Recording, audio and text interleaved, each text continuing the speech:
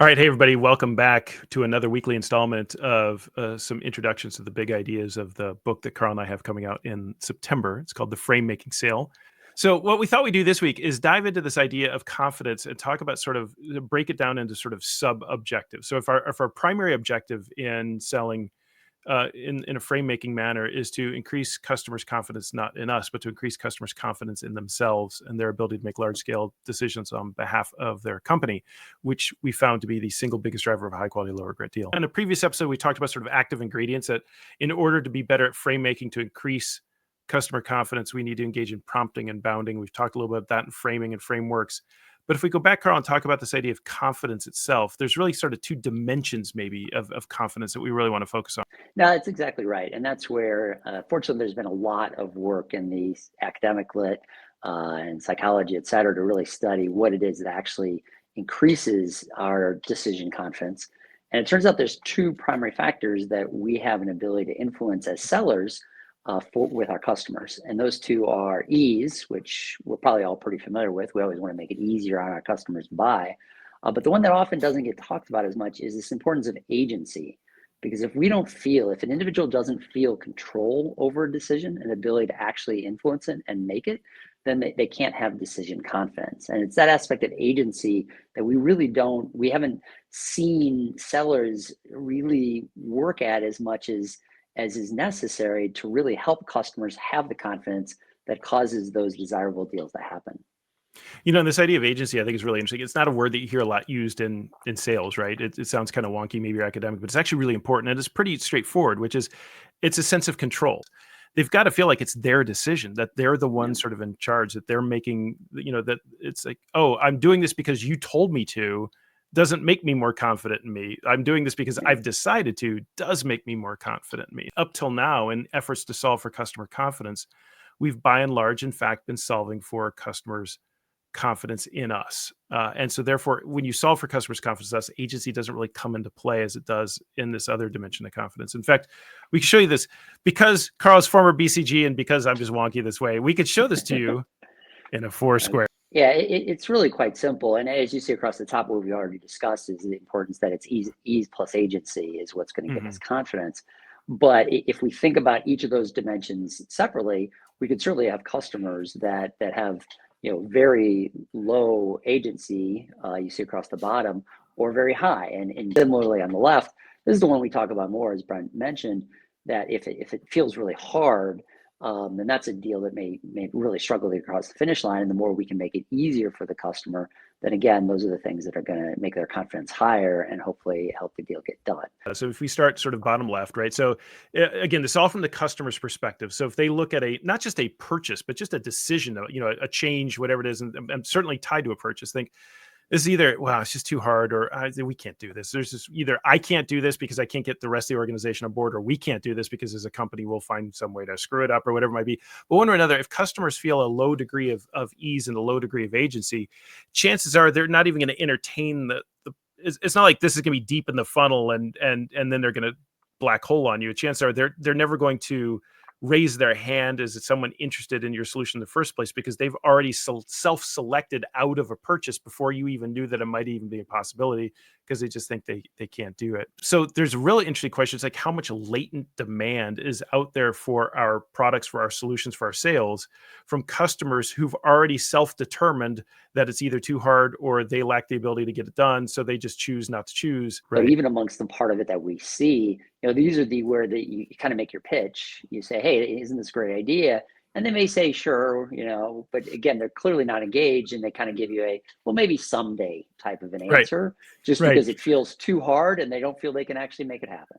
What's interesting is if you go back, Carl, to say, I don't know, several decades ago, buying was relatively easy relative to where we are today, right? So this is a world where we all sort of were trained to do the same thing. Find the senior decision maker, climb your way into the corner office and get in front of the right person, sell to VITO, and the person who can get the deal done. And because it was relatively easy for them to make decisions and to process information, and they only had to align with themselves because there weren't other people involved.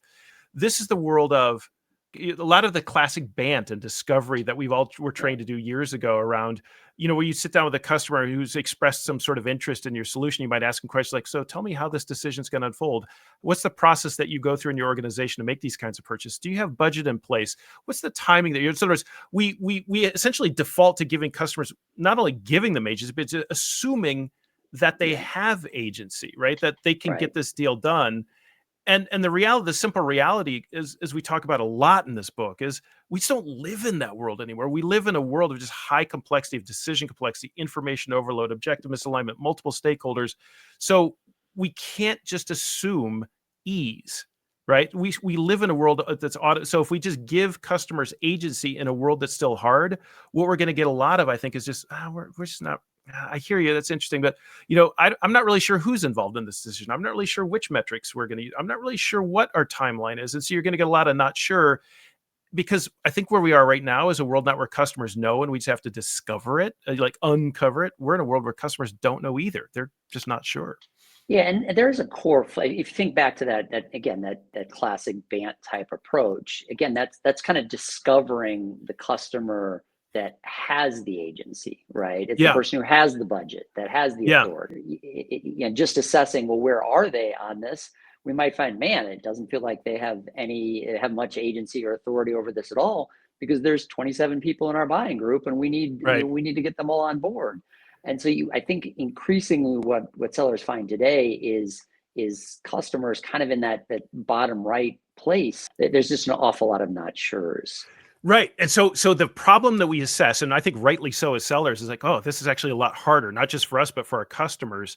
So Yeah. you know what we better do? We better make it easier. And so we kind of lose sight of this agency thing. Like if we just ask customers, like, who's involved? They're not sure. It's like, oh, this is too hard. Let's make it easier. And so then we self-correct over to the top left, which is, well, we're going to make this easier for our customers. We're going to just we're going to show up and show give them the ROI calculator, the business case. Look how much value that we can create for you. Look how easy this is going to be. Look, because it's been easy for other companies. We bring out the customer testimonials and to show that other companies have done this. We need to make it easier for our customers to see our value. We need to make it easier for our customers to believe in us. We need to make it easier for customers to be confident that we can do this. And what happens here is, and we dive into this in all sorts of depth in all sorts of different ways in the book. But what happens in the top left is, yes, we're solving for ease, but we're solving for the wrong flavor of confidence, because most things that we do in the top left are really focused on helping customers feel more confident, not in themselves, but helping customers feel more confident in us. We lost track of the agency side of this equation. So like, trust us, believe in us. We're experts. We've got, we've done it for others. We could do this for you. And I think the reaction you hear from a lot of customers here is, no, we believe you. We see your value. We believe in your solution. We believe you've gotten those, we've achieved those kinds of results for other companies. But at our company, we're different. So we'll find a way to screw this up. We'll find a way to not realize that value. We'll find a way to struggle to not get this right. And what you find, if you really sort of diagnose those sort of doubts and objections, if you call them objections, maybe, is that really what the source is not that customers don't believe in you. It's that customers don't really believe in themselves, either to implement, to realize value, whatever it might be. Yeah, and that's the core place that we see that lost to no decision happening all the time, right? Where you Yeah. get the customer convinced that, yep, this is the best answer, right? Yes, I trust you are the best supplier. I trust you've delivered this for many customers like me. But it's still a confidence issue, because all that confidence is in the supplier and their solution, not in their own ability to, as a buying group, make a decision on the best that is in the best interest of their organization as well as them individually. And I think it's so interesting, particularly about the top left, is that when we struggle here and our customers say, no, this doesn't, I see your value, but we're just different. Which, how many times have you heard that? It's like, makes you kind of sick to your stomach when you hear those Yeah. words, right? Because it's like, oh God, we've all been in that sale. What we self-diagnose typically is, oh, they just don't see our value. So in other words, what we do is, rather than shifting to the top right, we double down on the top left, right? So we say, oh no, clearly if they just understood our value, they buy. And since they're not buying because they think they're different, they don't understand our value. So we need to engage in value selling and have better business cases and better ROI calculators. And for all the reasons we explain in the book, what you find is you're actually solving for the wrong problem, because at the end of the day, it's customers are making large scale, complicated choices in a very uncertain environment on behalf of their company where the stakes are high. And we know from our data, so what we open the book with is the single biggest driver of a high quality, low regret deal is the degree to which customers are confident in themselves and the decisions they're making on behalf of their company, which means that we have to insert a degree of agency, customer agency, back into these conversations. And how you do that, what that sounds like, and how, how you do that against decision complexity versus information overload. We'll unpack that in future of these episodes, but that's the whole book. The whole book is about this idea of how do I increase ease, but increase ease in a way that customers perceive not that you can do this for me, but we can do this. And this is the right answer. And that's where you get customers saying, we know from data saying, let's go. We could do that. Not you could do this. We can do this. Incremental opportunity where I'm missing is this other dimension, the other side of confidence that really gets you to the top right, isn't it? And so much of this comes down to how we actually teach our customers, right? It's that aspect of how we are helping them come to this understanding of what is the best decision, and whether it's us telling them the answer or helping them construct it for themselves. And that's where the power of frame making comes in. It gets into really brass tacks things around language choice. So I might say as a seller, let me see if I can just make this easy for you. You know what Yeah. I'm doing? I'm living in the top left versus, and working with other customers like you, we found that there's a couple things they've done to make it easier. Here's some things that they've learned. Now I've just created a framework, a frame within which you can operate to make your decisions on how you want to make it easy for you. But I've prompted you to think about ways to make it easier that you haven't fully appreciated. So even like literally these phrases like, hey, let me just make this easy for you. I promise you're in the top left versus let me see if I can, based on some other ways, help you come to a decision you feel comfortable at. Now you're more in the top right. Yeah.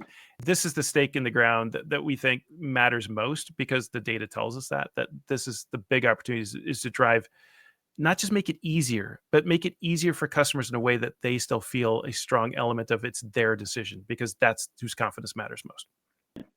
All right. Cheers, everybody. We'll talk soon. Cheers.